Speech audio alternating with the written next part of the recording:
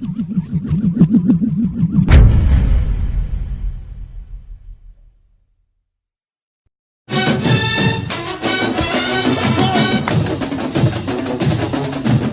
inside the FDU baseball office for another edition of the 7th edition of the Knights Baseball Roundup. I'm Ryan Uhlich, sitting alongside the FDU baseball coach, Gary Puccio.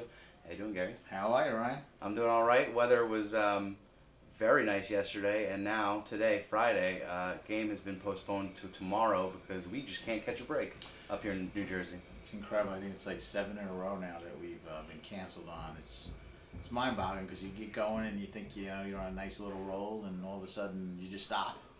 You stop for 10 days. It's kind of hard. But the forecast for the next 2 days are sunny, 60s.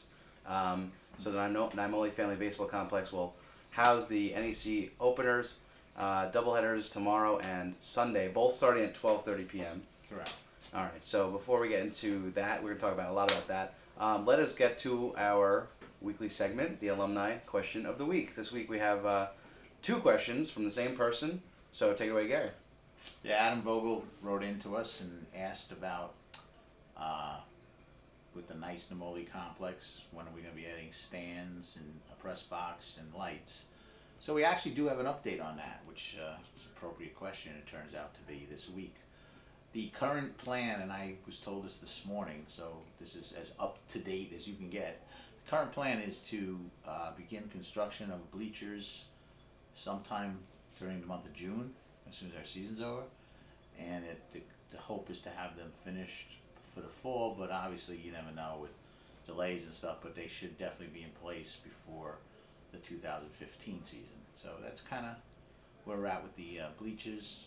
They would be they're talking about stadium seats, putting in around 500, between 300 and 500, and also adding a press box. So that should be good. As far as the lights is has to do with an ordinance about, you have to go, I think, 90 or 100 feet high, and I think you're only allowed 70 feet in the town, so you have to get permission and a waiver, and so now you have politics involved too, so who knows how long that'll take. But what they decided to do is move ahead with the seating.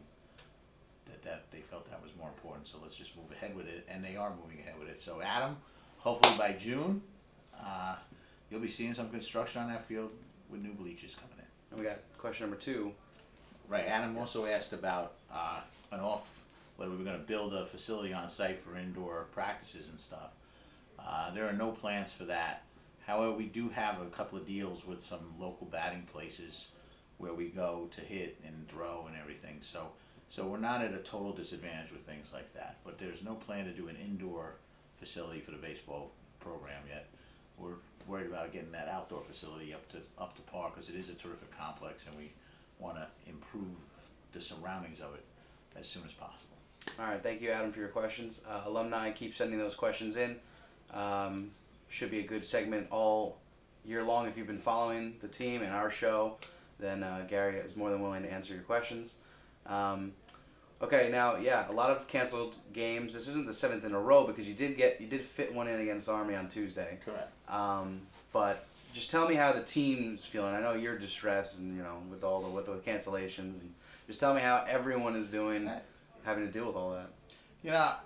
I was watching Candy's softball show the other day, and she kind of talked about it. I thought she put it very well. That she said, part of playing in the Northeast, you have to know that this happens, that these things happen, and you got to keep yourself up. And when you're on basketball, you get up for a game that Tuesday night we're playing at 7:30. You can control your adrenaline for Tuesday night at 7:30, and that game's going off Tuesday night at 7:30.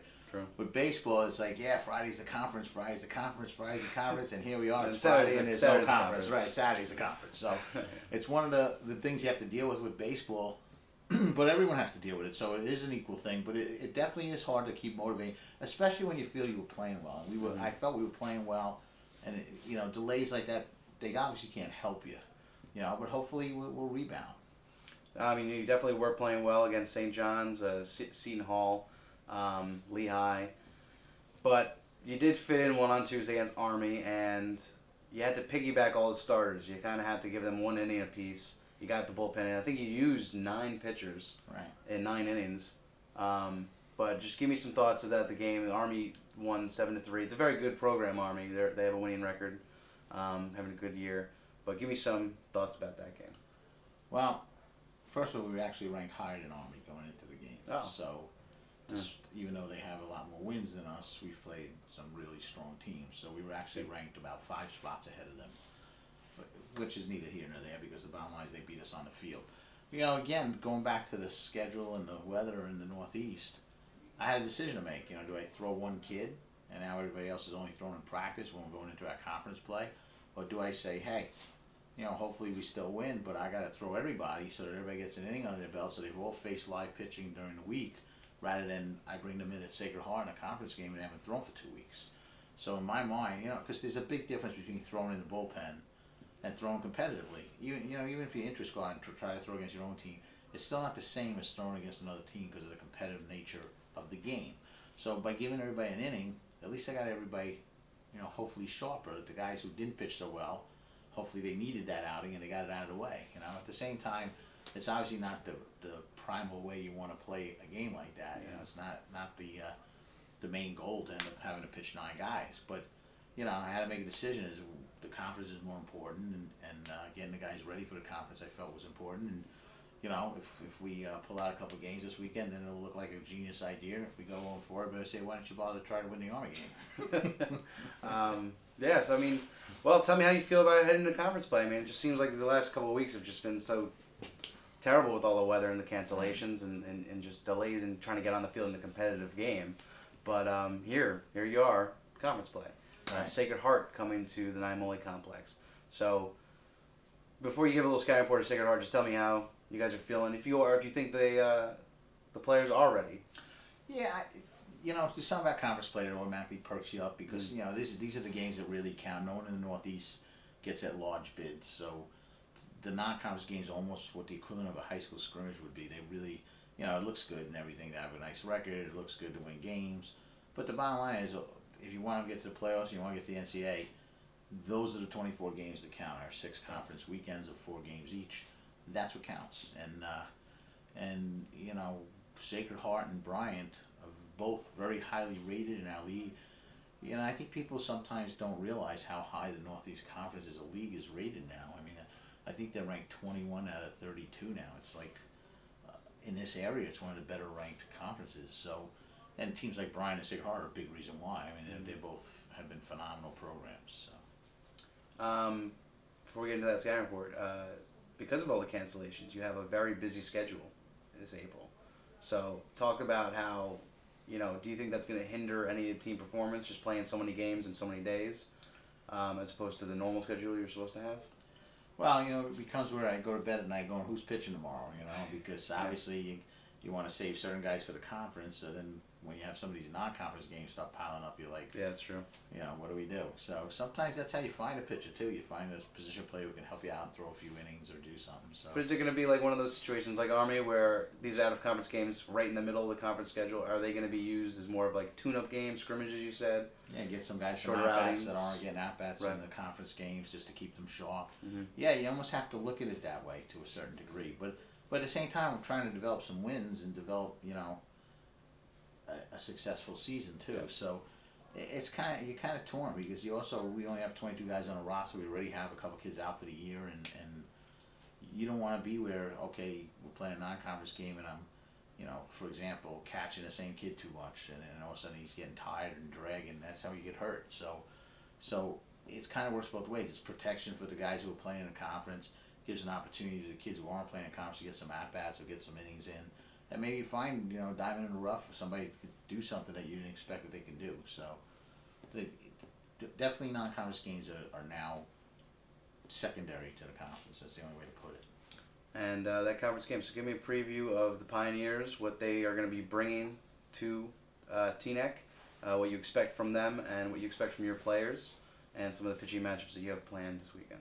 Yeah, Sacred Heart is, as I said, I think they're ranked 68th right now in the country, something like that. I know they're up there, and they're an excellent program, always have been an excellent program. Nick Giaquinto is as classy a coach as you're going to find. He's one of my favorite people in this league. I just have nothing but the utmost respect for him as a coach. Runs a quality program, always has. They do a lot of good things. So, it's an uphill battle against Sacred Heart. Their pitching's been phenomenal. I think Cody Kursky is something like 32 innings pitched in like a 1 point something ERA. I mean, he's having a phenomenal year. Nick Linehan, who pitched, I always say his name wrong, but he's pitching Sunday, and left-handed pitcher. I've been a fan of his since he was a freshman. I voted him for freshman of the year at the time, or rookie of the year. I mean, I think the kid's got a lot of talent. So they're going to be a team that pitches very, very well, plays outstanding defense, and gets timely hitting, which is kind of the same approach we've tried to be, So they're probably a better version of what we're aspiring to be. Mm-hmm. But 2 years ago they came in here and we beat them 3 out of 4, and they were the defending NEC champs at the time. So you just never know. That's why you play the game. On paper, it's a different story, but that's why you play the game. And I feel we're a better team than we've been last year by a lot.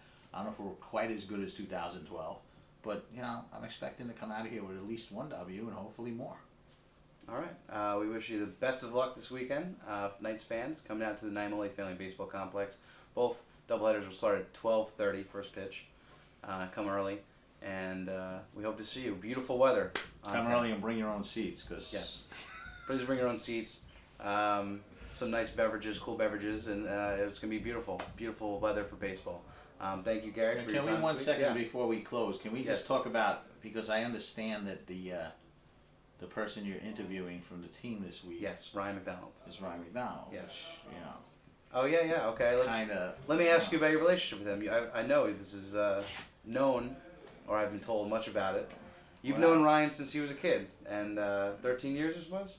Yeah, 9 years old. I mean, when he was 9 years old, I was doing a pitching clinic at Island Trees where I was teaching at the time. Yeah, right. And I was Ryan's math teacher in high school for 2 years. So Ryan's kind of special because it was weird, because I don't even know if he was in my class right now. I guess he wasn't in my class when I got the job. But when I got the job and he found out I had gotten the job, he kind of basically said to me, well, I'd like to come play ball for you in college, which was pretty cool for a kid who I've known for that long, and who he's obviously the best defensive first baseman I've probably ever seen. He's got an incredible glove, and he's really blossomed as a pitcher, and he's gonna help us out on the mound this weekend too. Yep. You can see him. He'll be on the mound Saturday for one of the games. Not now, Sunday. Oh, he's moved to Sunday. Well, he was game 3, so Yeah, it's you're right. Sunday morning. Sunday mornings. Yeah. So the 12:30 first pitch will be McDonald's. All right, very cool story. Yeah, it's pretty neat. And he's been having a really good season. Corbin Gapsky is going to be interviewing him in just a second in the dugout, and stay tuned for that. And Knights fans, obviously, everything that you will want baseball related here at FDU is at FDUKnights.com, at FDU Knights on Twitter. We're always updating stories, stats, information about baseball, and thank you for following the Knights baseball roundup this season so far. Week 7. We will have another one done Monday because you play Tuesday, I believe, Okay. right? I don't think so. No, I leave Tuesday. Sorry. I leave Tuesday with the women's bowling team going to Cleveland. Right, you're going That's why to we're the doing national that. championships. Yes, our with women's bowling team. So Yes. that's why we're doing the show early next week. Correct. There's nothing to do with us playing. All right. Thank you, Gary. And Thank you, Ryan. and yes, stay tuned for the 8th edition of Knights Baseball Roundup. We'll be talking all things Sacred Heart series. And thank you for watching this week. Have a great weekend. And hopefully come out and see you at the field. Come support the Knights. Yes, go Knights.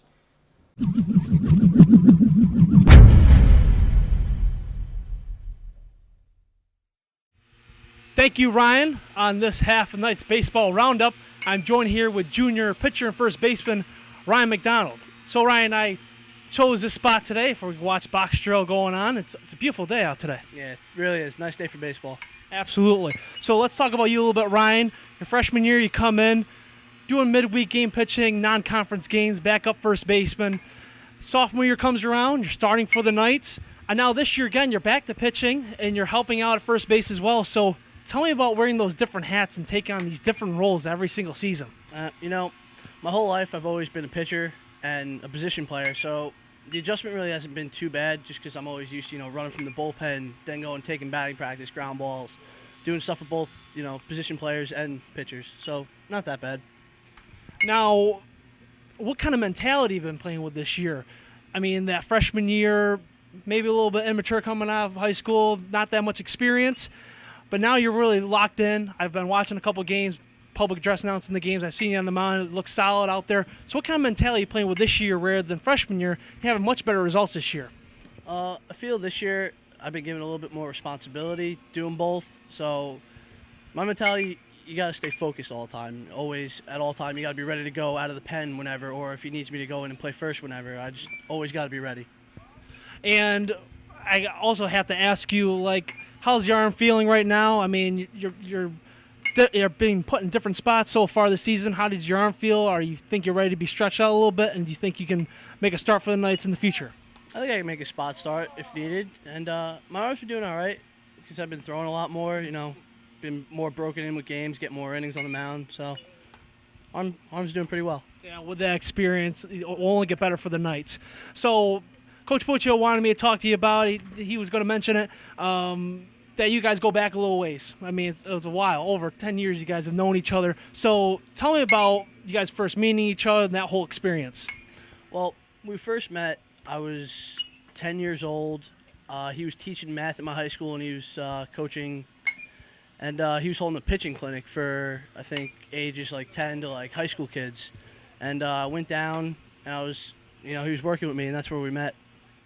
Yeah, back on Long Island with Kara and Sean, right? Yeah. How you doing, guys? Good people. Yeah, absolutely. That's brother and sister at home.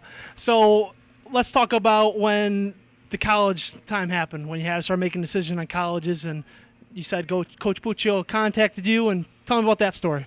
Well, initially I was being recruited to a few schools in the area, NYIT, Malloy, and this is when Coach Puccio was still at Briarcliff. And then once I caught wind that he got the job here at Fairleigh, I pretty much knew where I was going. He made the call shortly after he got the job here, so I was pretty set.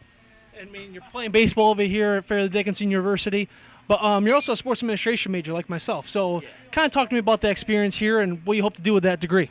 Well, so far with the sports admin program, I've enjoyed it. I've made some good relationships with a lot of people in the athletic department, and hopefully plan to do something with sports information similar to what Chris Strock does here for us. So do you want to take this microphone from me? Do you want to take over my job? Hopefully. Okay, well, here you go. Do you have any questions for me today? How you doing, Corb? I'm doing well. So, fans, like I said, this is junior pitcher and first baseman Ryan McDonald.